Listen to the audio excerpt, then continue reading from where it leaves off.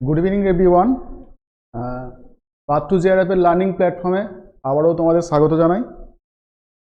তোমরা জানো, যারা এখনো পর্যন্ত আমাদের ক্লাসগুলো করেছো, আমাদের এই জেআরএফ যে মহা অভিযানের যে স্পেশাল ক্লাসগুলো চলছে, সেখানে আমরা জিওগ্রাফির কিছু ক্লাস অলরেডি আগে করেছি। তো আজকে আরও একটা টপিক, জিওগ্রাফি অফ এনভায়রনমেন্ট যে পার্টটা, তার কিছু এমসিকিউ, বেসিক কিছু কনসেপ্টস আর কিছু ইম্পর্টেন্ট পয়েন্টস নিয়ে আমরা তোমাদের সাথে আলোচনা করব। তো চলো আজকে দেরি না করে একদম সোজা চলে যাই ক্লাসে একদম। তো আমাদের আজকের টপিক যেটা থাকবে, জিওগ্রাফি অফ এনভায়রনমেন্ট, তার কম্পোনেন্টস, আর যেমন ইকোসিস্টেম, হিউম্যান ইকোলজি, ইকোসিস্টেমের functions, trophic level, energy flow, food web, food chain, এই সমস্ত কিছু নিয়েই আজকে তোমাদের সাথে আমরা আলোচনা করব। তো চলো দেখে নিই। তো আজকে যেহেতু ইকোসিস্টেমের নিয়ে ক্লাস, তো আমি এখানে তোমাদের একটা বেসিক আইডিয়া দেওয়ার জন্য এই ডায়াগ্রামটা আমি তোমাদের জন্য তৈরি করেছি। তো ইকোসিস্টেম জিনিসটা কি? অ্যাকচুয়ালি আমাদের যে এনভায়রনমেন্ট যেটা আছে, তার মেজর যে কম্পোনেন্টস, যেগুলো সমস্ত কিছুর মধ্যে যে একটা সিম্বায়োটিক রিলেশনশিপ তৈরি হয় বা একটা ইন্টারকানেক্টিভিটি তৈরি হয়, সেইটাকে একটা সিস্টেম আকারে যদি আমরা দেখি, তাহলে সেটাকে আমরা ইকোসিস্টেম হিসেবে বলতে পারি। ঠিক আছে? তার মধ্যে অনেক রকম কম্পোনেন্টস আমরা দেখে থাকি, যেমন কিছু বায়োটিক কম্পোনেন্টস, কিছু অ্যাবায়োটিক কম্পোনেন্টস, এই সমস্ত কিছুই থেকে থাকে। তো ইকোসিস্টেম টার্মটা প্রথম এনেছিলেন আমাদের এজি ট্যান্সলে।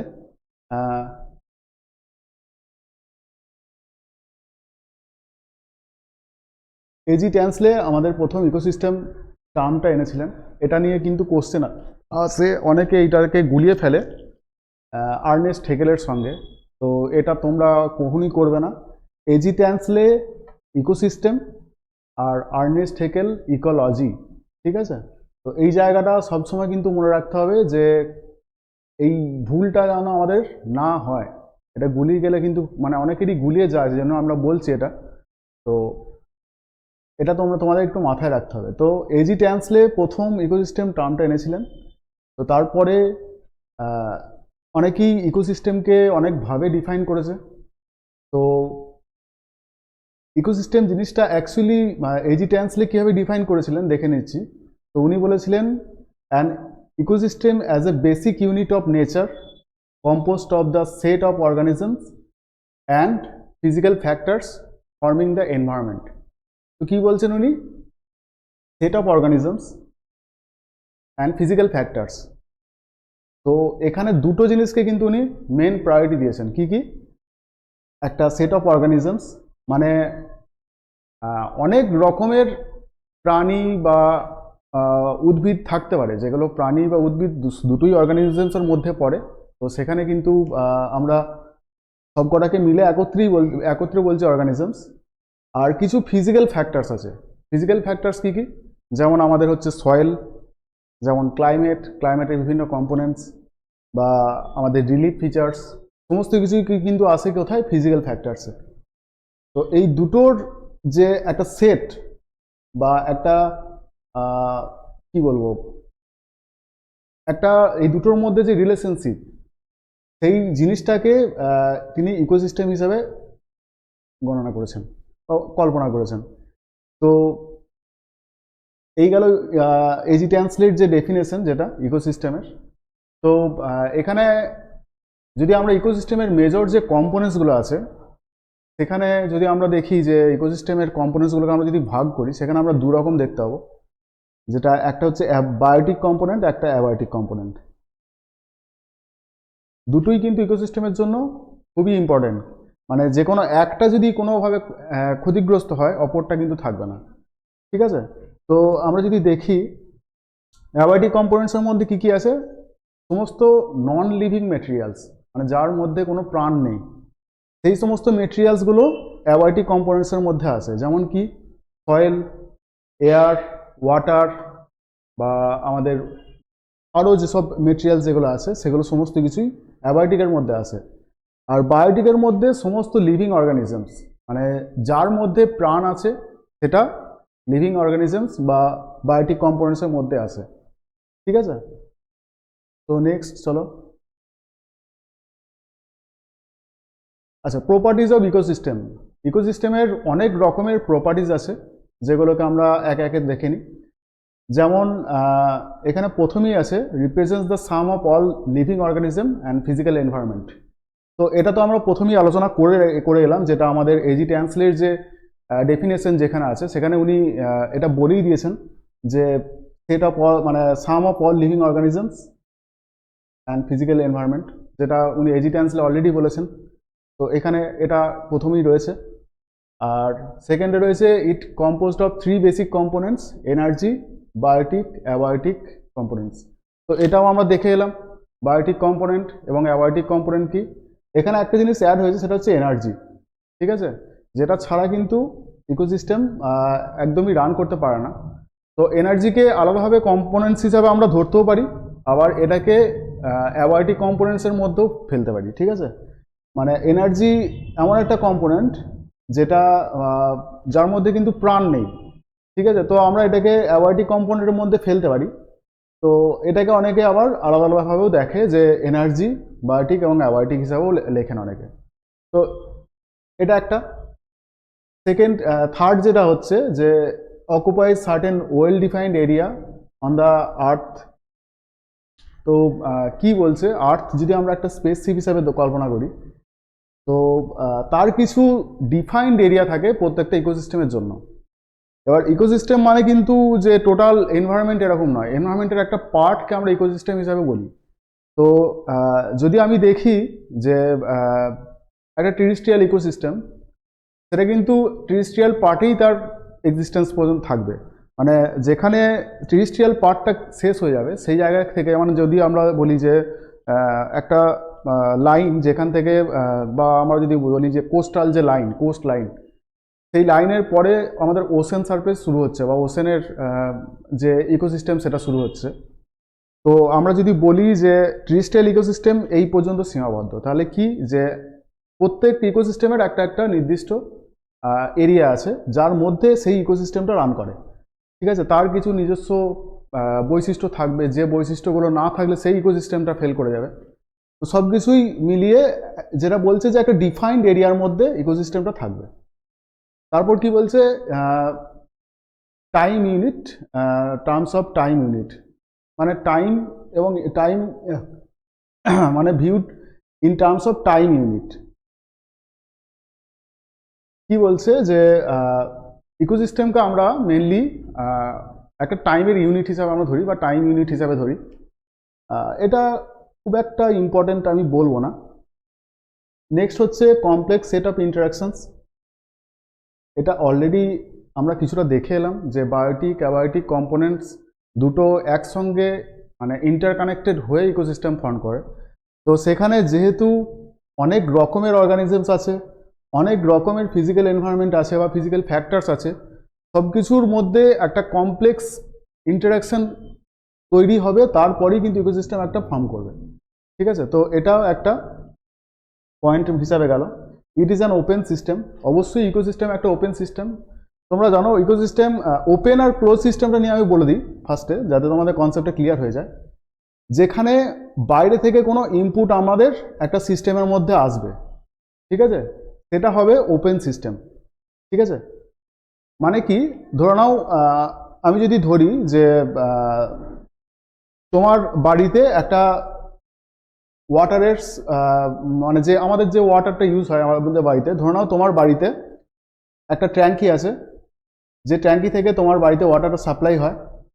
সাপ্লাই পরে যে ওয়েস্টেজটা থাকে সেটা একটা ট্যাঙ্কিতে স্টোর হয়, সেই ওয়াটারটাই ফের ইউজ করে তোমাদের ট্যাঙ্কিতে আবার পাঠানো হয়।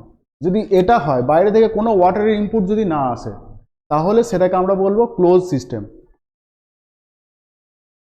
ঠিক আছে, কিন্তু আমরা জেনারেলি কি করি, একটা সার্টেন রিজার্ভার বা কোনো একটা জায়গা থেকে আমরা জলটাকে নিই, ট্যাঙ্কিতে স্টোর করি, দেন সেটাকে ইউজ করি, ইউজ করার পরে সেটা কোনো রিজার্ভার বা কোনো কি বলবো ড্রেনেজ সিস্টেমের মধ্যে আমরা সেটাকে ফেলে দিই। তো এটা কি হয়, এটা একটা ওপেন সিস্টেম।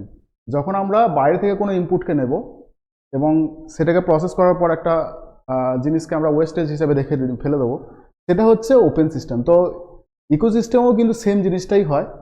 ইকোসিস্টেমে সূর্য থেকে যে এনার্জিটা আমরা পাই সেটা ইকোসিস্টেমের টোটাল বিভিন্ন রকম কম্পোনেন্টসের মধ্যে সেটা ইউজ হয়। ইউজ হওয়ার পরে সার্টেন অ্যামাউন্ট অফ এনার্জি আমাদের মাটিতে ট্রান্সফার হয়ে যায় বা অন্য বিভিন্ন রকমভাবে ওয়েস্টেজ হয়ে যায়, আর কিছু এনার্জি ইকোসিস্টেমের মধ্যেই থেকে যায়। ঠিক আছে, তো এটাকে আমরা ওপেন সিস্টেম হিসাবে সেজন্য কল্পনা করি, যেহেতু বাইরে থেকে একটা আসছে এনার্জি। এটা একটা ফাংশনাল ইউনিট, অবশ্যই ইকোসিস্টেমের বিভিন্ন রকম ফাংশনস আছে, একটা functional unit. Ecosystem has its ওনস productivity. Ecosystem কিন্তু বাইরে থেকে কারো প্রোডাক্টিভিটি নেয় না, এনার্জিটা নেয়, কিন্তু প্রোডাকশন নিজেই করে ইকোসিস্টেম। যেমন আমাদের যদি আমরা বলি যে ফুড প্রডিউসিং, যেটা মেন যে করে, যেমন প্রডিউসার আমাদের বলি যে সবুজ উদ্ভিদকে আমরা প্রডিউসার হিসেবে কল্পনা করি, বা সবুজ উদ্ভিদকে আমরা প্রডিউসার হিসেবে ধরে থাকি। তো কি হয়, সবুজ উদ্ভিদ সূর্য থেকে যে এনার্জিটা নেয় সেটাকে স্টোর করে নিজের দেহের মধ্যে, সেখান থেকে আবার বিভিন্ন রকম টপিক লেভেলে সেটা ট্রান্সফার হয়ে যায়। তো ইকোসিস্টেমের নিজস্ব প্রোডাক্টিভিটি আছে। Ecosystem has scale dimensions. ইকোসিস্টেমের নিজস্ব একটা ডাইমেনশন থাকবে, সেটা হয় স্পেশালি একটা জায়গার মধ্যে সীমাবদ্ধ থাকবে বা ভার্টিক্যালি একটা জায়গার মধ্যে সীমাবদ্ধ থাকবে, দুটোই হয়। মানে জেনারেলি আমরা স্পেশাল এবং ভার্টিক্যাল দুটোকে একসঙ্গেই ধরি। তো একটা ডাইমেনশনের মধ্যে তার একটা এক্সিস্টেন্স থাকবে, ঠিক আছে। আর different sequence of ecosystem development. Ecosystem development কিন্তু মানে অনেকগুলো সিকোয়েন্সের মাধ্যমে হয়। যে আমরা যদি বলি যে ইকোসিস্টেম সার্টেন একদিনে হঠাৎ করে তৈরি হয়ে গেল, এরকম নয়। ইকোসিস্টেম ফার্স্ট যেমন একটা কি বলবো, যেখানে একটা যদি আমরা বলি যে একটা মরুভূমি, মরু প্রান্তর, যেখানে কোনো প্রাণের অস্তিত্ব নেই, সেখানে যদি আমরা ধরি ফার্স্ট কোনো একটা প্ল্যান্ট ডেভেলপ করছে, সেখান থেকে আস্তে আস্তে কীভাবে জঙ্গলে ট্রান্সফার হচ্ছে, সেখানে কীভাবে আমাদের বিভিন্ন রকম প্রাণীরা আসছে, সমস্ত কিছু একটা সিকোয়েন্স মেনটেন করে চলে, ঠিক আছে, যেটা আমরা সাকসেশন হিসাবেও পড়ে থাকি, ইকোসিস্টেমের ইকোলজিক্যাল সাকসেশন বলেও পড়ে থাকি, যার বিভিন্ন রকম স্টেজ আছে, 3-4টে স্টেজ আছে। তো সেখানে আমরা এই জিনিসটা পড়ে থাকি। তো ইকোসিস্টেমের কিন্তু সিকোয়েন্স আছে অনেকগুলো, মানে ডেভেলপমেন্টের অনেকগুলো সিকোয়েন্স আছে। আর ecosystem concept is monistic in that environment. মানে কি, যেটা আর একবার যেটা বলছে, মনেস্টিক মানে মেনলি যেটা আমরা বলি যে ইন্টারাকশন, মানে ইন্টারলিঙ্কেজ জিনিসটাকে বোঝায়। তো এনভায়রনমেন্টের বিভিন্ন কম্পোনেন্টসের মধ্যে একটা কমপ্লেক্স ইন্টারাকশন আছে, যেটা এখানেও আমাদের বলা আছে, কমপ্লেক্স সেট অফ ইন্টারাকশন। তো এই গেল প্রপার্টিজ অফ ইকোসিস্টেমস। এরপরে আমরা মেনলি ইকোসিস্টেমের যে কম্পোনেন্টসগুলো যেগুলো আমরা বলছিলাম সেগুলো এতক্ষণ ধরে, সেগুলো আমরা দেখে নিচ্ছি। মেনলি দুটো কম্পোনেন্টস আছে, একটা অ্যাবায়োটিক কম্পোনেন্টস, একটা হচ্ছে বায়োটিক কম্পোনেন্টস, ঠিক আছে। দুটো ক্লাসে আমরা ক্লাসিফাই করতে পারি। এবার অ্যাবায়োটিক কম্পোনেন্টসের মধ্যে কি কি আছে, রেন, লাইট, উইন্ড, টেম্পারেচার, এগুলোকে কিসের মধ্যে ধরছি আমরা, ক্লাইমেটিকের মধ্যে। আর এডাফিকের মধ্যে যেটা আমরা ধরি, যেমন সয়েল, পিএইচ, মিনারেলস, টোপোগ্রাফি, সমস্ত কিছুই আমাদের ইকোসিস্টেমের জন্য প্রয়োজন। তো সেগুলো কি এডাফিকের মধ্যে আসছে। তো এখানে অ্যাবায়োটিক কম্পোনেন্টসকে মেনলি দুটো ক্লাসে ভাগ করা হয়েছে, ক্লাইমেটিক আর এডাফিক, ঠিক আছে।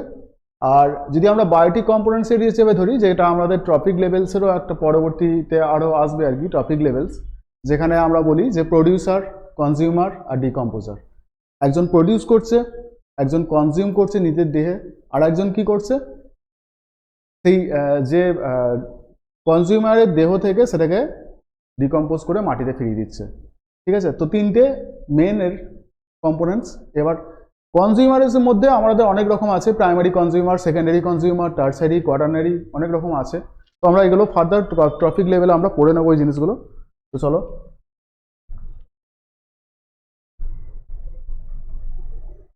এরপর হচ্ছে টাইপস অফ ইকোসিস্টেম। ইকোসিস্টেমের জেনারেলি অনেক রকমের টাইপ আছে। আমরা মানে যে পার্সপেক্টিভ থেকে আমরা দেখবো ইকোসিস্টেমকে, তার রেসপেক্টে অনেক রকম টাইপ আছে। তো আমরা যদি হ্যাবিটেটের ওপর বেস করে দেখি, সেখানে মেনলি দুটো ভাগ, টেরিস্ট্রিয়াল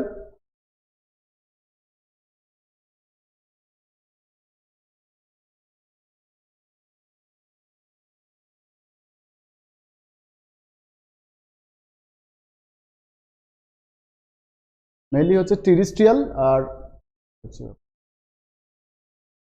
আর অ্যাকোয়াটিক, ঠিক আছে, টেরিস্ট্রিয়াল মানে আমাদের স্থলভাগে, অ্যাকোয়াটিক মানে হচ্ছে জলভাগে, ঠিক আছে। আর বেসড অন ইকোক্লাইন যদি আমরা দেখি যে একটা ট্রানজিশন যদি ধরি, সেটা যে কোনো দিক থেকেই হতে পারে, তার বেসিসে আমরা কী কী ভাগে ভাগ করি। একটা হচ্ছে এরিডিটির ওপর বেস করে, ঠিক আছে, কতটা শুষ্ক কতটা ওয়েট মানে ভিজে তার বেসিসে। এটা মেনলি হুইটেকারের একটা ক্লাসিফিকেশন, তো তার রেসপেক্টে আমরা এখানে দিয়েছি সেটা এরিডিটির ওপর বেস করে। এখানে যেটা দেওয়া আছে অ্যাপালেসিয়ান টু সার্দার্ন টেক্সাস, অ্যাপালেসিয়ান পর্বত থেকে সার্দার্ন টেক্সাস পর্যন্ত যদি আমরা একটা দেখি যে তার রেসপেক্টে যে এরিডিটি ইন্ডেক্সটা চেঞ্জ হয়, তো সেখানে একরকম আমাদের ক্লাসিফিকেশন এইটার বেসিসে। From equatorial rain forest to, এটা মেনলি প্রিসিপিটেশনের ওপর বেস করে। Equatorial rain forest to desert area, এটা প্রিসিপিটেশনের ওপর বেস করে। তারপর আসছে কি বেসিস অফ ইনক্রিজিং অল্টিটিউড, যত উচ্চতা বৃদ্ধি পাবে তার বেসিসে একটা আমরা ইকোসিস্টেমকে ক্লাসিফাই করতে পারি। আর বেসিস অফ টেম্পারেচার, ঠিক আছে, টেম্পারেচারের উপর বেস করেও আমরা আর একটা ইকোসিস্টেম ক্লাসিফাই করতে পারি। তো এখানে মেনলি 4 টাইপস অফ ক্লাসিফিকেশনকে আমরা ইন্ডিকেট করেছি। এখানে কোনো ক্লাসিফিকেশন এটা পার্টিকুলার না, এখানে 4 টাইপ অফ ক্লাসিফিকেশন, এটা যেটা হুইটেকার নিজে করেছিলেন আর কি। তারপর আমরা যদি বলি স্প্যাশিয়াল স্কেল, একটা হচ্ছে কন্টিনেন্টাল, একটা হচ্ছে ওশেনিক, ঠিক আছে। ইউজেসের উপর বেস করে একটা হচ্ছে কাল্টিভেটেড ইকোসিস্টেম, নন কাল্টিভেটেড ইকোসিস্টেম, এটা ইপি ওডামের ক্লাসিফিকেশন। সোর্স অ্যান্ড এনার্জির উপর বেস করে আমরা কিছু ভাগে ভাগ করতে পারি, যেটা ইপি ওডাম নিজেও দিয়েছিলেন। স্টেজেস অফ ডেভেলপমেন্টে যেমন আছে early succession, mature ecosystem, mixed ecosystem আর ইনার্ট ইকোসিস্টেম, এরকম থাকতে পারে স্টেজেস অফ ডেভেলপমেন্ট। আর স্টেবিলিটির ওপর একটা স্টেবল আর একটা আনস্টেবল, এই বিভিন্ন রকম ভাগে আমরা ভাগ করতে পারি, ঠিক আছে। এবার এরও অনেক রকম ক্লাসিফিকেশনস আছে প্রত্যেকটার ফার্দার, যেমন টেরিস্ট্রিয়াল ইকোসিস্টেমের অনেক রকম ক্লাসিফিকেশনস আছে, অ্যাকোয়াটিকের অনেক রকম ক্লাসিফিকেশনস আছে, তোমাদের সেগুলো আরও ফার্দার পড়তে হবে। তো এই গেল মেনলি আমাদের ইকোসিস্টেমের কনসেপ্টস। আর এরপর আসছে ইকোলজি, ঠিক আছে। তো আমি তোমাদের প্রথমে যেটা বললাম এটা কিন্তু খুব ভালো করে মাথায় রাখবে। ইকোসিস্টেম দিয়েছিলেন এজি ট্যান্সলে, ইকোলজি হচ্ছে আর্নেস্ট হেকেল। এই জিনিসটা কিন্তু পরীক্ষার হলে অনেকের গোলায়, তো এটা যেন না ভুল হয় আর কি। তোমরা এটাকে আর একটা জিনিসভাবে মনে রাখতে পারো, ইকোসিস্টেমে এস আর এজি ট্যান্সলেতেও এস আছে, হেকেলে কিন্তু এস নেই, ঠিক আছে, হেকেলে এস নেই। তো ইকোসিস্টেমে এস, ট্যান্সলেতে এস, তো এসটাকে ধরো তোমরা মনে রাখতে পারো যে একটা জিনিস কমন, ঠিক আছে, এই কমন জিনিসটা থাকবে, তখন জানবে সেটা অ্যান্সার। আর হেকেল এটাতে যেহেতু এস নেই, ইকোলজিতেও এস নেই, তো তোমরা এটা এইভাবে মনে রাখতে পারো, ঠিক আছে। তো ইকোলজি মেনলি দুটো, একটা গ্রিক ওয়ার্ডের রেসপেক্টে, দুটো গ্রিক ওয়ার্ডের রেসপেক্টে এটা তৈরি হয়েছে। একটা হচ্ছে অকিস আর একটা হচ্ছে লগস। অকিস হচ্ছে হাউস আর লগস হচ্ছে স্টাডি, ঠিক আছে। তো মেনলি যেটা বলতে চেয়েছে মানে ইকোলজিতে, সেটা হচ্ছে the science of all relation of all organisms in to their environment, ঠিক আছে। যে প্রত্যেকটা অর্গানিজমসের সঙ্গে তার এনভায়রনমেন্টের যে রিলেশনশিপ, সেইটাকে নিয়ে যখন স্টাডি করি আমরা, তখন সেটা হচ্ছে ইকোলজি, ঠিক আছে। এরপরে আরও একটা কনসেপ্ট পরবর্তীকালে এসছে, হিউম্যান ইকোলজি। এটা মেনলি দিয়েছিলেন হার্লেন ব্যারোস, এই কনসেপ্টটা দিয়েছিলেন হার্লেন ব্যারোস।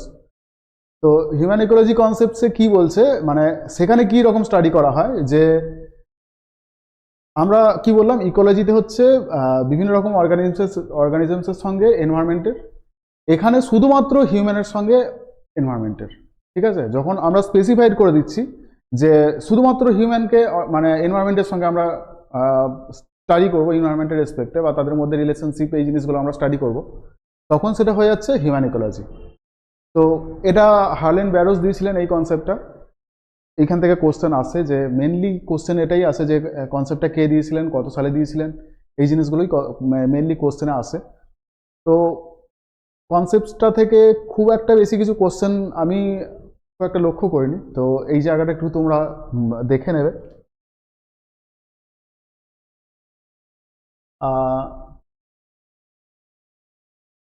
ইকোসিস্টেমে যে এনার্জি যেটা ফ্লো হয়, সেটা কীভাবে ফ্লো হয় আমরা তোমাদের বলে দিচ্ছি সেটা।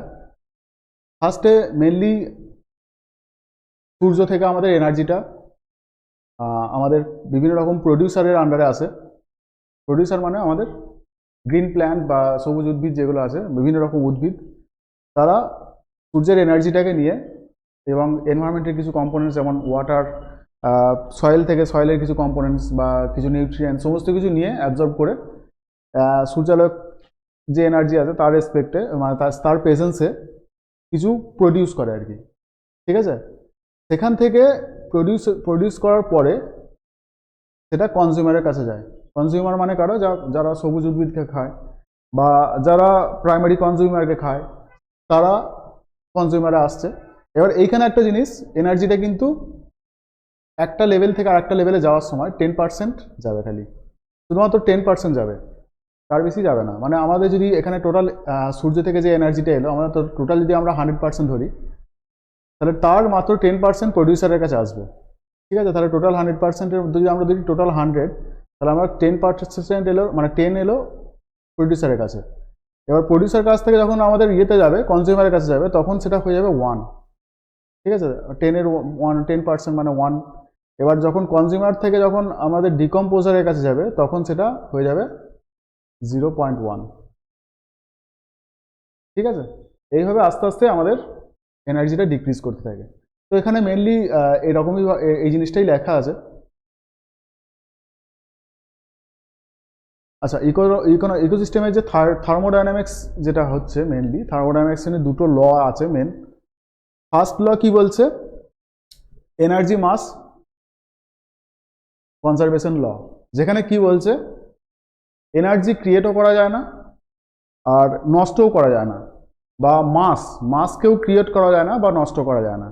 কি হয় মেনলি, আমরা একটা এনার্জি যে একটা ইয়েতে আছে, কি বলবো, একটা ফর্মে আছে, সেই ফর্মটাকে আমরা চেঞ্জ করতে পারি, যে একটা ফর্ম থেকে অন্য ফর্মে ট্রান্সফার করতে পারি এনার্জিকে বা মাসকে, যেটা যে কোনো এনার্জি বা মাস কোনোটাকেই আমরা ডিস্ট্রয় বা ক্রিয়েট করতে পারি না, ঠিক আছে। আমরা কি করি মেনলি সেটার ফর্মটাকে চেঞ্জ করি। সেকেন্ড ল কি বলছে? ল অফ এন্ট্রপি, ঠিক আছে। এটা মেনলি যেটা বলতে চাইছে যে এনার্জি বা মাস যেটাই থাকে, সেটা একটা কনসেন্ট্রেটেড জায়গা থেকে ডিসপার্স জায়গার দিকে যাওয়ার প্রবণতা থাকে, ঠিক আছে। আমরা যদি দেখি সূর্যের কি হিউজ একটা এনার্জি আছে, যেহেতু সেটা কনসেন্ট্রেটেড ফর্মে আছে, সেজন্য সেখান থেকে ডিসপার্সড জায়গা, যেখানে এনার্জিটা কম আছে, সেই জায়গায় এনার্জিটা ছড়িয়ে পড়ার একটা টেন্ডেন্সি আছে। এটা হচ্ছে সেকেন্ড ল, ঠিক আছে। আচ্ছা, এরপর আমরা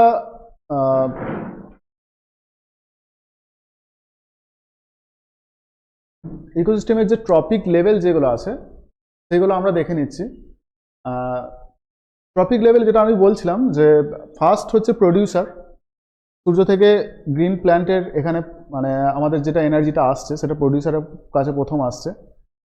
প্রডিউসার থেকে সেকেন্ড যাচ্ছে যে কনজিউমার, ঠিক আছে। এগুলো সবকটাই কনজিউমার, ঠিক আছে। এবার কনজিউমারকে আমরা বিভিন্ন ভাগে ভাগ করতে পারি, যেমন primary consumer, secondary consumer, tertiary consumer. তো আমরা যদি এখানে এই এক্সাম্পলটা ধরে নিই, যে র্যাবিটকে আমরা ধরে নেব তাহলে প্রাইমারি কনজিউমার, ঠিক আছে। র্যাবিটকে স্নেক যেহেতু খায়, সেজন্য আমরা এটাকে সেকেন্ডারি কনজিউমারের মধ্যে রাখতে পারি।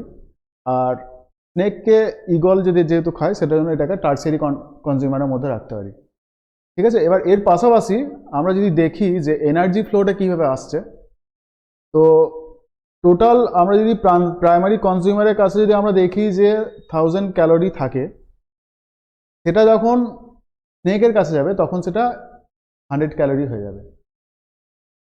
কারণটা কি? কারণ 10% ল অনুযায়ী, যে একটা জায়গা থেকে যখন আরেকটা জায়গায় এনার্জি যখন যায়, বা মানে একটা টপিক লেভেল থেকে আরেকটা টপিক লেভেলে যখন এনার্জিটা সাপ্লাই হয়, তখন শুধুমাত্র 10% এনার্জিটা সাপ্লাই হয়, 90% হচ্ছে ওয়েস্টেজ, ঠিক আছে। তো সেমভাবে যখন সেকেন্ডারি কনজিউমার থেকে টার্সিয়ারি কনজিউমারের কাছে যাবে, তখন সেটা শুধুমাত্র 10 ক্যালোরি যাবে, ঠিক আছে। এইভাবে আমরা ট্রপিক লেভেলটাকে দেখতে পারি, এবং তার সাথে সাথে এনার্জি সাইকেলটাকেও আমরা দেখতে পারি। তো এখানে আরও একটা যেমন এক্সাম্পল দেওয়া আছে যে producer, primary consumer, secondary consumer আর টার্সিয়ারি কনজিউমার। এখানে টপিক লেভেলগুলো তার সাথে সাথে এক্সপ্লেন করা আছে যে প্রডিউসার হচ্ছে ফার্স্ট টপিক লেভেল, ঠিক আছে, primary consumer second topic level, এটা থার্ড, এটা ফোর্থ, ঠিক আছে। এবার তার রেসপেক্টে কিছু এক্সাম্পল এখানে সেট করা আছে, ঠিক আছে। এরপর আসছে ফুড চেন। ফুড চেনটা কিছুই না, আমরা যে একটা যেটা দেখলাম এনার্জি যেটা ফ্লো একটা টপিক লেভেল থেকে আরেকটা টপিক লেভেলে যেটা যাচ্ছে, তার যে সেট, একটা টোটাল সেট যেটা কমপ্লিট হচ্ছে সেটাকে যদি আমরা ধরি, সেটাকে হচ্ছে একটা ফুড চেন হিসাবে আমরা ধরতে পারি। এখানে কি বলেছে, food chain is a linear sequence of organisms through which the transfer of energy and nutrients take place, ঠিক আছে। মানে যেটার একটা কি বলবো, একটা চেন বা সিকোয়েন্স যার মাধ্যমে মেনলি এনার্জিটা একটা স্থান থেকে আরেকটা স্থানে ট্রান্সফার হচ্ছে বা নিউট্রিয়েন্টসটা মানে একটা জায়গা থেকে আরেকটা জায়গায় স্থানান্তরিতটা যেটা হচ্ছে, ঠিক আছে। এখানে অনেক রকম এক্সাম্পল দেওয়া আছে যেটা ফুড চেন, আমরা ছোটবেলা থেকে পড়ছি ফুড চেন, এটা নিয়ে খুব বেশি ডেসক্রাইব করার দরকার আছে বলে আমার মনে হয় না। আচ্ছা, টাইপস অফ ফুড চেন এটাও পড়েছি আমরা, detritus food chain, grazing food chain, দুটো অনেক রকম হয়। তো ডেট্রিটাস মেনলি তোমরা জানো ডেট্রিটাস জিনিসটা কি, যেটা আমরা বলি যে কি বলবো, ডিকম্পোজ যে জিনিসগুলো, যেগুলো ডিকম্পোজ যেটা হয় সেটা ডেট্রিটাস ফুড চেনটাতেই হয়, বা ডেট্রিটাস ফুড চেন এটাতেই হয়। মানে কোনো পচা পাতা বা সেটাকে যে খাচ্ছে বা যেটা মৃত একটা জিনিস থেকে শুরু হয়, সেটা ডেট্রিটাস ফুড চেনের আন্ডারে আসে। আর গ্রেজিংটা তো আমাদের খুবই কমন, যেটা আমরা দেখে নিয়েছি, গ্রেজিং ফুড চেন, যে সবুজ উদ্ভিদ থেকে যেটা শুরু হচ্ছে সেটা গ্রেজিং ফুড চেনের আন্ডারে পড়ছে। তো এটা নিয়ে খুব বেশি এক্সপ্লেনেশনে যাচ্ছি না আমি। আচ্ছা, ফুড ওয়েবস, ফুড চেনেরই একটা মানে মোর রিয়ালিস্টিক একটা, যদি আমরা ধরি যে মোর রিয়ালিস্টিক একটা রিপ্রেজেন্টেশন, সেটা হচ্ছে ফুড ওয়েব। কি না, অনেকগুলো ফুড চেন আমাদের এনভায়রনমেন্টে, ফুড চেন একটা পার্টিকুলার থাকতে পারে না, যে অনেকগুলো ফুড চেন একসঙ্গে মিক্সড হয়ে থেকে যায়। যেমন এখানে যদি আমরা এক্সাম্পলটা দেখি, যে শুধুমাত্র মাউসকে যে স্নেকই খাবে বা স্নেককে যে কাইটই খাবে এরকম ব্যাপার নয়, এর সঙ্গে মাউসকে আউলে খেতে পারে, এখানে ওয়াইল্ড ক্যাট সেটাও খেতে পারে। তো অনেকগুলো ফুড চেন এখানে আমরা কিন্তু দেখতে পারি, যে একটা ফুড চেন এরকমভাবে যদি যায়, আর একটা ফুড চেন এরকমভাবে যদি যায়, অনেকগুলো ফুড চেনের একটা মিক্সড যদি আমরা ধরে নিই, সেটা হবে ফুড ওয়েব, বা আমরা বাংলায় যেটা বলি খাদ্য জালিকা। তো এটা হচ্ছে নন লিনিয়ার, ঠিক আছে, non linear set of interactions. তো ফুড চেন হচ্ছে লিনিয়ার আর ফুড ওয়েবটা হচ্ছে নন লিনিয়ার, ঠিক আছে। এই জায়গাটা একটু মাথায় রাখতে হবে, কোনটা লিনিয়ার কোনটা non linear. Non linear set of interaction which shows the complex flow of energy, ঠিক আছে। এটা সবটাই কিন্তু টপিক লেভেলের পার্ট বা টপিক এনার্জি ফ্লোর পার্ট, এনার্জিটা এক স্থান থেকে অন্য স্থানে যাচ্ছে, ঠিক আছে। এর সাথে সাথে আসছে এনার্জি পিরামিড। এটা ফার্স্ট ডেসক্রাইব করেছিলেন চার্লস এলটন 1920 সালে। আর এখানে এনার্জি পিরামিড বলতে যেটা আমরা দেখলাম যে 10% হারে আস্তে আস্তে এনার্জিটা ফ্লো করে। ফার্স্টে যদি আমরা ধরি প্রাইমারি প্রডিউসার, যেখানে আমরা যদি বেসে যদি কল্পনা করি, সেখানে যদি আমরা যদি 100% ধরি, এবার যখন একটা টপিক লেভেল থেকে আর একটা টপিক লেভেলে যেটা যাচ্ছে এনার্জিটা, তখন কি হচ্ছে, কমতে কমতে যাচ্ছে। তো আলটিমেট এনার্জিটা যখন আপার লেভেল মানে হাইয়েস্ট টপিক লেভেলে চলে যাচ্ছে, তখন এনার্জিটা অনেক কম হয়ে যাচ্ছে। এই জন্য এটাকেই আমরা ইকোলজিক্যাল পিরামিড হিসাবে দেখতে পারি, ঠিক আছে, টপিক লেভেলগুলোকে। এবার কি, টপিক লেভেল ইনভার্টেডও হতে পারে বা নন ইনভার্টেডও হতে পারে বা নর্মালটাও থাকতে পারে। এবার পিরামিডকে আমরা 3 রকমভাবে দেখতে পারি, যে পিরামিড অফ নাম্বারস সংখ্যার বেসিসে, পিরামিড অফ বায়োমাস যে টোটাল মাস আছে তার বেসিসে, আর এনার্জি, 3টের বেসিসে দেখতে পারি। যদি আমরা নাম্বার হিসাবে দেখি, যে প্রডিউসার, তো প্রাইমারি প্রডিউসারের সংখ্যা কিন্তু অনেক বেশি থাকবে, তার তুলনায় যে প্রাইমারি কনজিউমার যেটা থাকবে তার সংখ্যা কিছুটা কম, সেকেন্ডারি কনজিউমার তার সংখ্যা আরও কম, এবং টার্সারি কনজিউমার তার সংখ্যা আরও কম। ঠিক আছে, এইটা হচ্ছে পিরামিড অফ নাম্বারস। ঠিক আছে, এবার পিরামিড অফ নাম্বারস ইনভার্টেডও হতে পারে বা আপরাইট বা ইনভার্টেডও হতে পারে। ঠিক আছে, যে প্রডিউসার যে কনজিউমার যেগুলো থাকে, এটাকে আমরা উল্টোভাবেও দেখতে পারি। যে যদি আমরা দেখি এখানে গ্রাস, ইনসেক্টস, ফগ আর বার্ডস আর ইগল, ফক্সেস, এগুলো। তো আমরা যদি দেখি গ্রাসের সংখ্যা অনেক বেশি, তার তুলনায় ইনসেক্টসের সংখ্যা কম, তার তুলনায় ফগস বা মানে ব্যাং বা পাখি তার সংখ্যা আরও কম, তার তুলনায় যেটা ইগল বা ফক্সেস তাদের সংখ্যা আরও কম। ঠিক আছে, আর যদি এটাকে দেখি ইনভার্টেডে যদি দেখি আমরা, তাহলে হচ্ছে গাছ, একটা গাছে অনেক পাখি থাকতে পারে। মানে যদি আমরা গাছের সংখ্যা একটা ধরি, তাহলে একটা গাছে অনেকগুলো পাখি থাকতে পারে। আবার অনেকগুলো পাখির ওপর বেস করে মানে বিভিন্ন রকম প্যারাসাইটস, মানে একটা পাখির ওপরে বিভিন্ন রকম প্যারাসাইটস থাকতে পারে। আর তার মানে প্যারাসাইটসের ওপর কিছু কিছু হাইপার প্যারাসাইটস সেগুলোও থাকতে পারে। তো এটা ইনভার্টেড পিরামিডের একটা এক্সাম্পল আমরা দিলাম। আচ্ছা, পিরামিড অফ বায়োমাস, এটাও সিমিলার ওয়েতে আপরাইট হতে পারে বা ইনভার্টেড হতে পারে, দুটোই হতে পারে। Pyramid of biomass, biomass pyramid generally যেটা ইনভার্টেড আমরা যেটা দেখি সেটা মেনলি অ্যাকোয়াটিক ইকোসিস্টেমে আমরা দেখতে পাই। টেরেস্ট্রিয়াল ইকোসিস্টেমে বায়োমাস পিরামিড ইনভার্টেড হয় না জেনারেলি। পিরামিড অফ এনার্জি, এটা কিন্তু ইনভার্টেড হতে পারে না। মেনলি এনার্জি ফ্লো সবসময় ইউনিডিরেকশনাল থাকবে। মানে ইউনিডিরেকশনাল যদি আমরা ফ্লোটা ধরে নিই, যে তাহলে প্রাইমারি কনজিউমার থেকে সেকেন্ডারি কনজিউমার, তাহলে সেখানে কিন্তু 10% এনার্জি যাবে, মানে 90% ওয়েস্টেজ হবেই। তাহলে সেখানে কিন্তু পিরামিড মানে এনার্জি পিরামিড ইনভার্টেড হওয়ার কোনো ব্যাপার থাকতেই পারে না।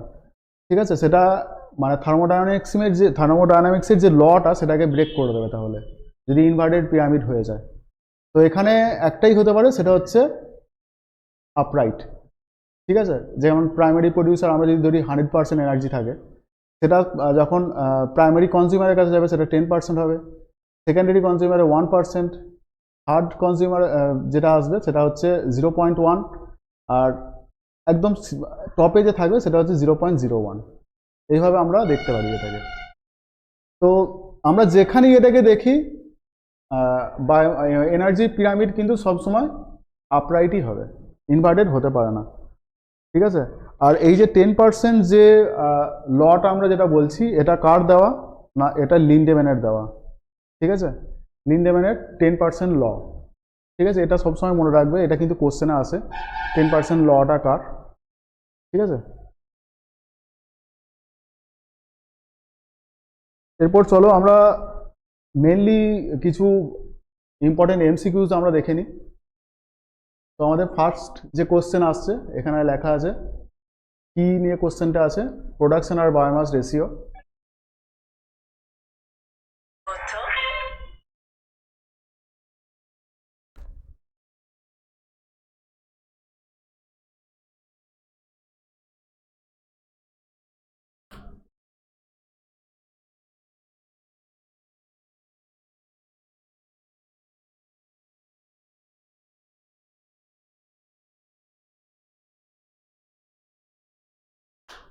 তো প্রোডাকশন বায়োমাস রেশিও কি জানতে চাইছে, which of the following system exhibits the highest production biomass ratio বা পিবি রেশিও যেটা। তো এই জায়গাটা কিন্তু যদি আমাদের প্রোডাকশন বায়োমাস লিখে না দেয়, পিবি রেশিও যদি বলে, তাহলে কিন্তু এটা তোমরা মনে রাখবে যে এটা প্রোডাকশন বায়োমাস রেশিওর কথা বলছে। ঠিক আছে, তো এখানে দেখো চারটে অপশন আছে, mangrove, coral reef, ocean, temperate forest.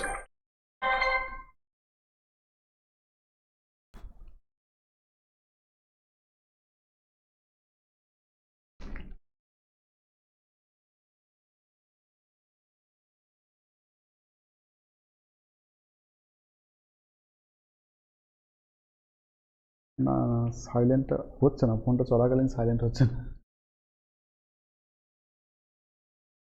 মানে ফোনটা যখন চলছে আর কি, মানে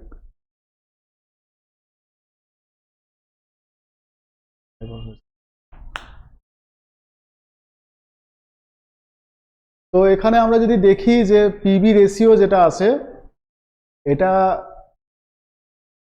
কোথায় বেশি, হাইয়েস্ট কোথায় বেশি চেয়েছে, তো এটা কিন্তু ওপেন ওশেনে হবে এটা অ্যান্সার। ঠিক আছে, ওপেন ওশেন, অপশন সি হবে এটা রাইট অ্যান্সার। ঠিক আছে,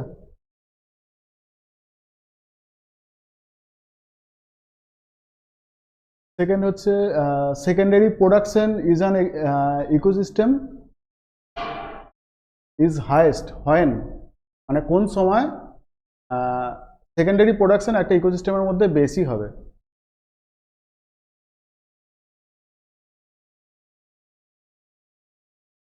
তো অপশনগুলো কি কি আছে, herbivore biomass is low, carnivore biomass is high, assimilation efficiency is high, respiration rate exceeds injection. ঠিক আছে, তো এখানে কোন অ্যান্সারটা হবে,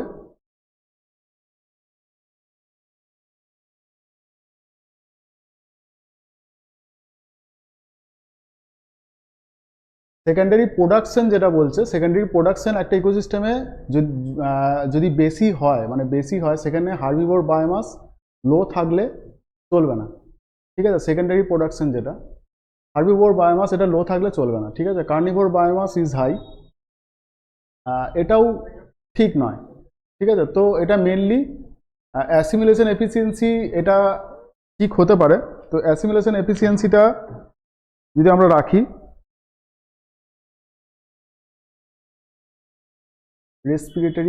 রেসপিরেশন রেট এক্সিডস ইনজেকশন, তো এখানে মেনলি সি অপশনসটা আমাদের কারেক্ট হয়ে যাবে। ঠিক আছে,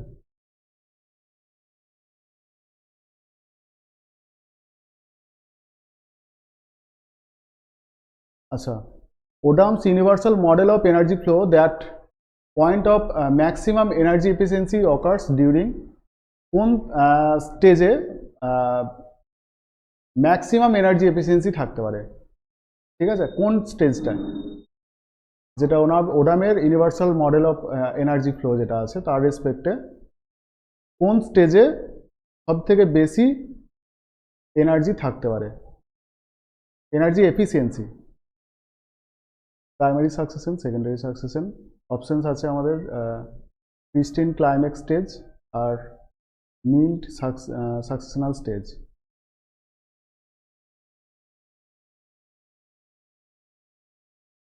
তো এটার কোশ্চেনটা ভালো করে একটুখানি পড়ে নাও, মেনলি যেটা জানতে চেয়েছে maximum point of maximum energy efficiency. ঠিক আছে, এটার অপশনস অ্যান্সারটা আমরা দেখে নেব। মিল্ড সাকসেশনাল স্টেজ মানে যেটা হচ্ছে, আমরা যদি এটার এক্সপ্লেন করি আমরা এটা প্রথম থেকে, এনার্জি এফিসিয়েন্সি মানে হচ্ছে যেটা আমাদের কাছে যে এনার্জিটা আসছে সেটার ইউটিলাইজেশনটাকে আমরা যদি ধরে নিই, তাহলে একদম প্রাইমারি সাকসেশন যদি আমরা দেখে নিই, সেখানে কি হয়, মানে প্রাইমারি স্টেজটাই খুব একটা বেশি আমাদের সেখানে বায়োটিক কম্পোনেন্টসটা খুব একটা বেশি সেখানে থাকে না, সেকেন্ডারি সাকসেশনে তার থেকে বেশি আসে। আর মিল্ড সাকসেশনাল স্টেজ যেটা একদম শেষ বলতে যায়, মানে যেখানে একদম ক্লাইম্যাক্স যে জায়গাটায় পৌঁছাচ্ছে, মানে সব থেকে বেশি যে আমাদের বায়োটিক কম্পোনেন্টসে ভর্তি হয়ে যাচ্ছে, সেই টাইমটাকে যদি আমরা ধরি, তাহলে এনার্জি এফিসিয়েন্সি এই জায়গায় সব থেকে বেশি আমাদের আসবে। ঠিক আছে, আচ্ছা, the concepts of food web complexity increases ecosystem stability. আচ্ছা, এটা কিন্তু ফুড ওয়েবটাকে জানতে চাইনি, এটা একটা কনসেপ্টসকে জানতে চাইছে, টোটালটা একটা concept. It's fundamentally link to, কার কনসেপ্টের সঙ্গে একটা লিঙ্ক।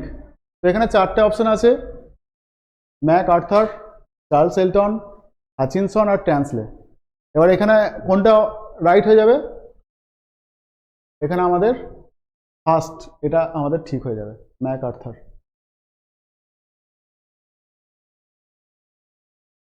চলো নেক্সটে চলে যাই। Inverted pyramid of energy is impossible because energy cannot be measured, respiration increases up to the topic level, second law of thermodynamics prevents energy gained at higher levels, আর consumers are always more efficient than producer. তো এখানে options কোনটা correct হয়ে যাবে? Energy can not be measured, এটা ঠিক। Respiration increases up to the trophic level, এটাও ঠিক। তো আমরা যেটা প্রথমে পড়ানোর সময় আমরা বলছিলাম যে এনার্জি পিরামিড আপরাইট মানে ইনভার্টেড কখনোই হতে পারে না, কারণ সেটা থার্মোডাইনামিক্সের লকে ব্রেক করে দেয়। তো মেনলি এটা অ্যান্সার হয়ে যাবে, অপশন সি আমাদের answer.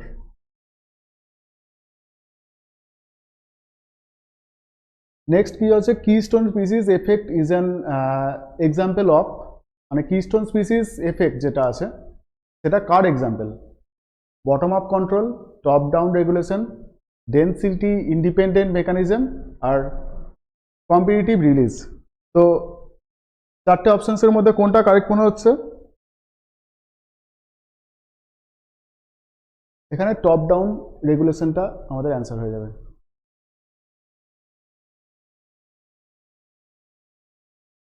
Highest ecological efficiency is found, এটা আরও একবার আমাদের চলে এসছে কোন জায়গায় highest ecological efficiency is found. ঠিক আছে, detritus food chain, grazing food chain, parasitic food chain, আর মাইক্রোবায়াল লুপ। তো এটা আমাদের কোনটা অপশন হবে? D, option D.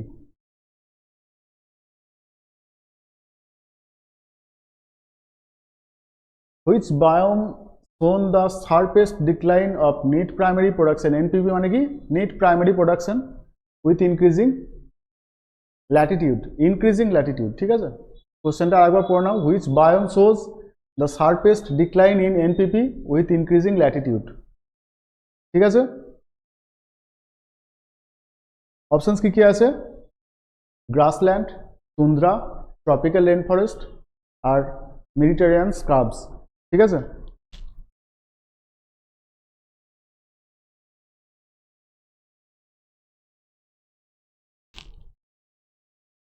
তো এটা খুবই সহজ, এটা একটা question. Net primary production always tropical rain ফরেস্টেই বেশি হবে। Human ecology fundamentally differs from cultural ecology because it, এবার অপশনসগুলো যদি মানে মেনলি কোশ্চেনটা জানতে চাইছি হিউম্যান ইকোলজি কালচারাল ইকোলজি থেকে ডিফারেন্ট, কারণটা কি? Focuses on cultural adaptation, focuses on demographic resource interaction, reject environmental determinism, আর কনসিডার ইকোসিস্টেম মেটাবলিজম। তো আমরা যদি এটার অ্যান্সারটা দেখতে যাই তাহলে কি হবে? এটার অ্যান্সার আমাদের হবে, যেহেতু কালচারাল ইকোলজি আমাদের ডেমোগ্রাফিক রিসোর্স ইন্টারাকশনের উপর থাকে, কালচারাল ইকোলজিটা ডিল করে। তো তাই কি কালচারাল ইকোলজিটা হিউম্যান ইকোলজির উপর, হিউম্যান ইকোলজি থেকে এই জায়গার থেকে আলাদা। কারণ হিউম্যান ইকোলজি কি করে? মেনলি এনভায়রনমেন্টের সঙ্গে রিলেশন বা এনভায়রনমেন্টের সঙ্গে ইন্টারাকশনকে ডিল করে। তো এখানে ডেমোগ্রাফিক বা রিসোর্স ইন্টারাকশনের উপর ডিল করে কে কালচারাল ইকোলজি, এই জায়গাটায় কিছুটা আলাদা।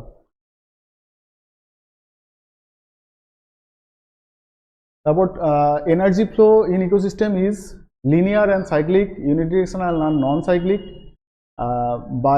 বাইডিরেকশনাল and cyclic, and reversible. Energy flow in ecosystem কি হয়? এটা এটা আমরা পড়ানোর সময় অলরেডি বললাম যে কি থাকতে পারে। এটা এনার্জি ফ্লো সবসময় কি হবে? ইউনিডিরেকশনাল, একটাই ডিরেকশনে যাবে এনার্জি ফ্লো। আচ্ছা, এরপর ম্যাচিং আছে, নিচ dimension, ecosystem stability, cultural ecology, ecological pyramid. আমরা যদি এটা দেখি, ফার্স্ট হচ্ছে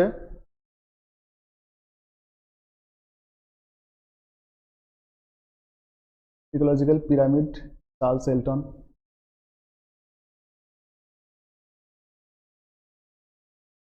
ecosystem stability, Julian Stewart. Cultural ecology, Wilson.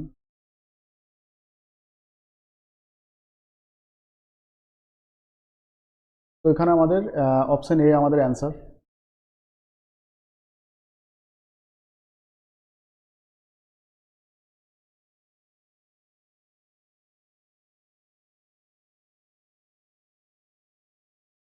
এগুলো একটুখানি ভালো করে দেখে নেবে কোন জায়গায় কোন কনসেপ্টটা কার বা কে দিয়েছিলেন কনসেপ্টটা, তার সঙ্গে তার ইয়ার, এই জায়গাগুলো খুব ভালো করে দেখে নিতে হবে আমাদের। আচ্ছা, এখানে আরও একটা ম্যাচিং রয়েছে,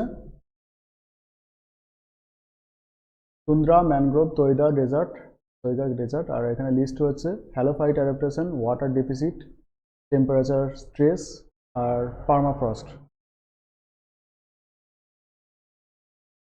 টুন্দ্রা আসবে পার্মাফ্রস্টে, ওয়াটার ডেফিসিট অবশ্যই ডেজার্ট, ম্যানগ্রোভ হ্যালোফাইট, তৈগা হবে টেম্পারেচার স্ট্রেস। এটা হয়ে গেল আমাদের, অ্যান্সারটা দেখে নিই, A4B1, হ্যাঁ আমাদের অপশন ডি অ্যান্সার এখানে।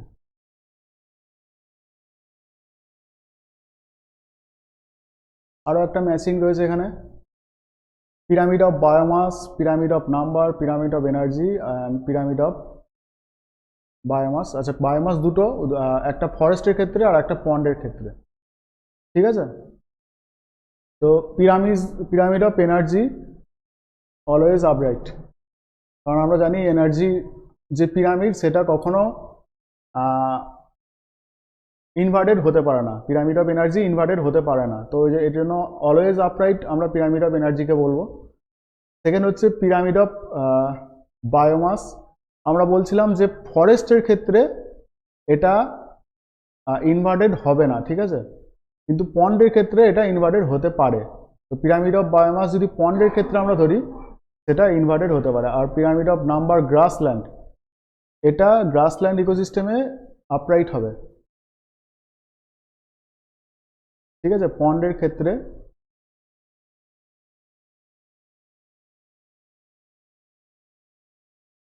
ইনভার্টেড, পিরামিড অফ বায়োমাস পন্ডের ক্ষেত্রে ইনভার্টেড হতে পারে। স্প্লিন্ডেল শেপ ফরেস্ট, এটা এখানে আসতে পারে।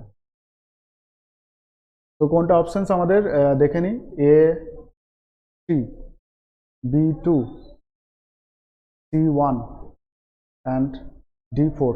তো এখানে আমাদের এইটা অপশনটা আমাদের এটা কারেক্ট, A3, অপশন সি আমাদের কারেক্ট হয়ে যাবে, ঠিক আছে।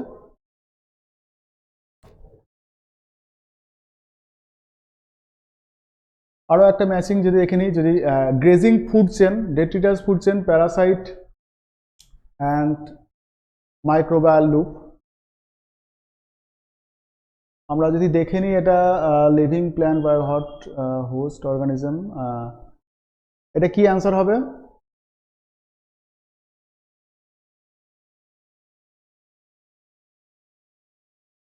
বি এর আমাদের ডেট্রিটাস ফুড চেন আমরা জানি যেটা ডেড অর্গানিক ম্যাটারের উপর বেস করে হয়। B1 আছে, B1 আছে। Grazing food chain, grazing food chain যদি আমরা দেখি সেটা কি হচ্ছে, living plant biomass, grazing food চেনে সেটা থাকতে পারে। প্যারাসাইটিক চেন, তাহলে A2B1,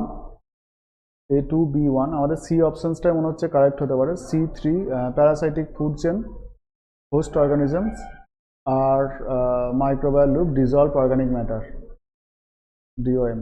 অ্যান্সারটা আমরা দেখে নিই, A2B1C3, আমাদের অপশন সি কারেক্ট। কি হচ্ছে grazing food chain, living plant বায়োমাসের উপর বেস করে, ডেট্রিটাস ফুড চেন আমাদের ডেড অর্গানিজমস, প্যারাসাইটিক আমাদের host organisms, microbial loop, dissolve organic matter. আরও একটা ম্যাচিং, এখানে মেনলি কনসেপ্টসগুলো দেওয়া আছে, তার উপর বেস করে তাদের answer, cultural ecology, human ecology, political ecology, আর পসিবিলিজম।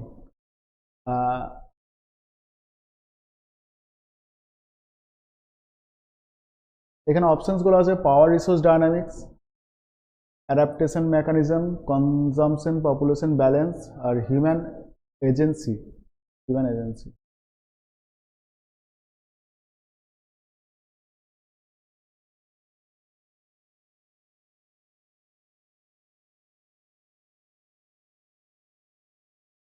আচ্ছা, এ কালচারাল ইকোলজি আমাদের অ্যাডাপ্টেশন মেকানিজম হয়ে যাবে।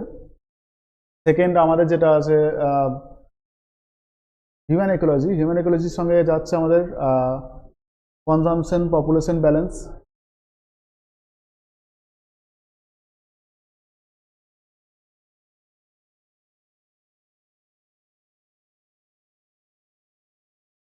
তো আমাদের নেক্সট কোশ্চেন,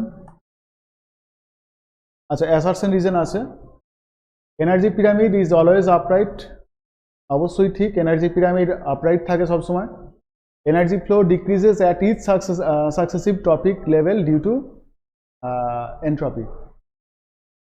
আচ্ছা, এখানে অ্যাসারশন রিজন করার সময় তোমরা কিন্তু একটা জিনিস খেয়াল রাখবে যে দুটো ঠিক হলেই কিন্তু অ্যান্সার সবসময় এতে আসবে না, এখানে কিন্তু এটাকে এক্সপ্লেন করতে হবে রিজন দ্বারা। ঠিক আছে, এখানে কি এটা এক্সপ্লেন করছে রিজনটা? Energy pyramid always upright, energy pyramid upright থাকে, সবসময় আপরাইটই হয়। Energy flow decrease at each successive trophic levels, হ্যাঁ এটার অবশ্যই এক্সপ্লেন করছে, তো এটা অপশন এ কারেক্ট হয়ে যাবে। ঠিক আছে, অপশন এ। নেক্সট হচ্ছে detritus food chain contributes more energy flow than the grazing food chain. আর আচ্ছা ঠিক আছে, এটা ঠিকই বলছে, most primary production enters the system as litter not direct herbivore. ঠিক আছে, এটাও ঠিক, তো এটাও কিছুটা এক্সপ্লেন করছে, হ্যাঁ এ আরটা কিছুটা এক্সপ্লেন করছে, তো আমাদের অপশন এ, হয়তো অপশন এটাই কারেক্ট হবে।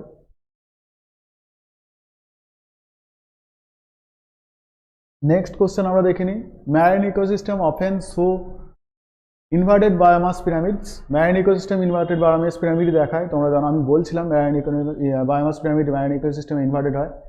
আর turnover rate of phytoplankton is extremely high. আচ্ছা ঠিক আছে, ফাইটোপ্ল্যাঙ্কটন রেটটা টার্ন ওভার রেটটা এক্সট্রিমলি হাই, এটাও ঠিক, তো এটাও এক্সপ্লেন করছে। আচ্ছা, food webs with greater connection are more stable, greater connections. আচ্ছা, food webs with greater connection are more stable.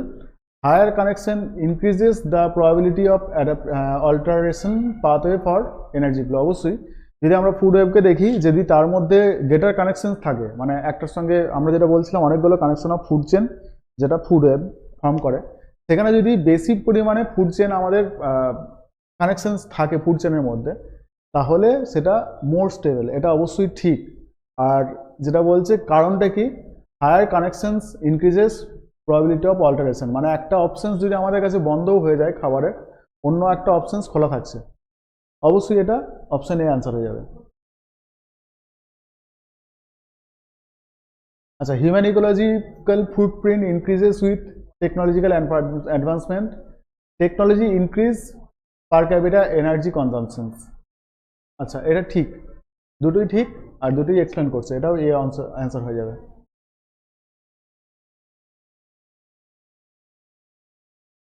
আচ্ছা, which of the following R characteristics of climax ecosystem.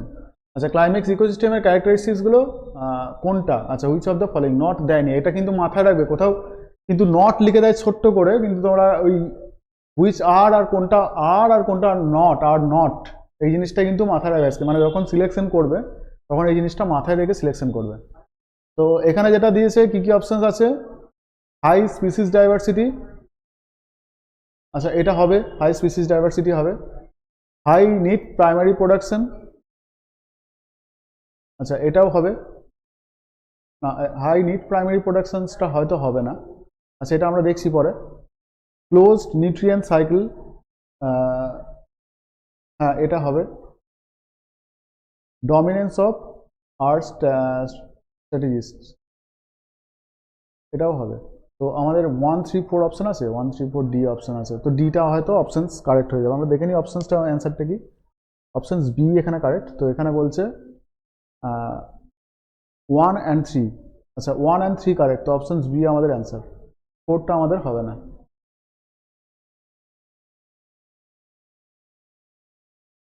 আচ্ছা, identify correct statements about ecological efficiency. আচ্ছা, correct statement এবং ecological এফিসিয়েন্সির উপর base করে কোনটা কোনটা কারেক্ট। তো এখানে assimilation efficiency rises from herbivore to carnivore, এটা ঠিক, অবশ্যই ঠিক। Net production efficiency is highest in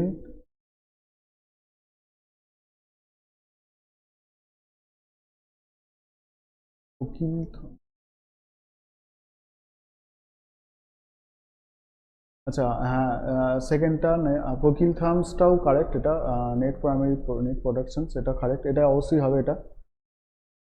ecological efficiency is constant across ecosystems.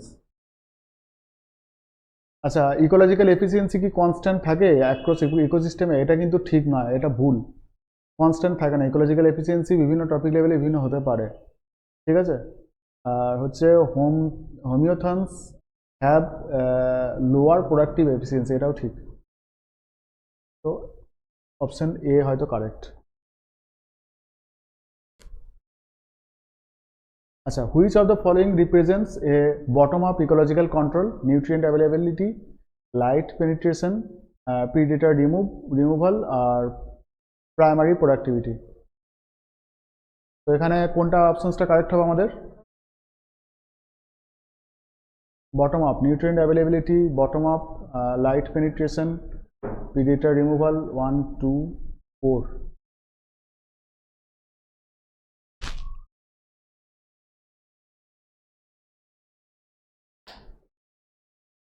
আচ্ছা, এখানে 1 2 4 আমাদের কারেক্ট। এটা হতে পারে না, কারণ কোনো জিনিসের রিমুভাল করে দিচ্ছি, প্রিডেটার রিমুভাল, আমাদের এটা প্রিডেটারকে আমরা যদি রিমুভ করে দিই তাহলে কিন্তু সেটা বটম আপ মানে অ্যাপ্রোচটা কিন্তু যাচ্ছে না সেখানে। তো 1 2 3 আমাদের 1 2 আর 4 কারেক্ট হয়ে যাবে আমাদের, তো অপশন এ আমাদের কারেক্ট।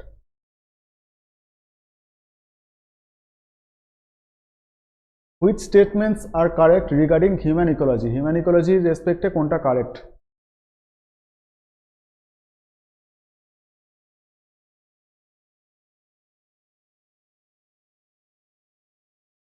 আচ্ছা, it studies human metabolism within ecosystem. It was formalized by Ezra Park. It is strictly environmental determinism. It considered population resource balance. তো এখানে আমরা যেটা দেখছি 3 নাম্বারটা ঠিক বলে মনে হচ্ছে, 3 নাম্বারটা ঠিক। It studies human metabolism within ecosystem. It was formalized by Ezra Park. It is strictly environmental determinism. It considered population. তো আমাদের 3 নাম্বারটা কিন্তু ভুল এখানে, অপশন এ আমাদের কারেক্ট। আচ্ছা, এখানে identify the correct order of trophic efficiency decline. আচ্ছা, ট্রপিক এফিসিয়েন্সি কারেক্ট অর্ডার মানে কোনটাতে ডিক্লাইন করছে, ঠিক আছে, এটা কিন্তু মাথায় রাখবে, এখানে কিন্তু ডিক্লাইন বলেছে, কারণ অর্ডার টপিক এফিসিয়েন্সি বলেনি, কিন্তু টপিক এফিসিয়েন্সি ডিক্লাইন হচ্ছে কোনটায়। তো এখানে যেটা হচ্ছে কনজাম্পশন, অ্যাসিমিলেশন আর প্রোডাকশন, অ্যাসিমিলেশন, প্রোডাকশন, কনজাম্পশন। আচ্ছা, এখানে কিন্তু আমাদের দেখে নিতে হবে অপশন বি আমাদের কারেক্ট,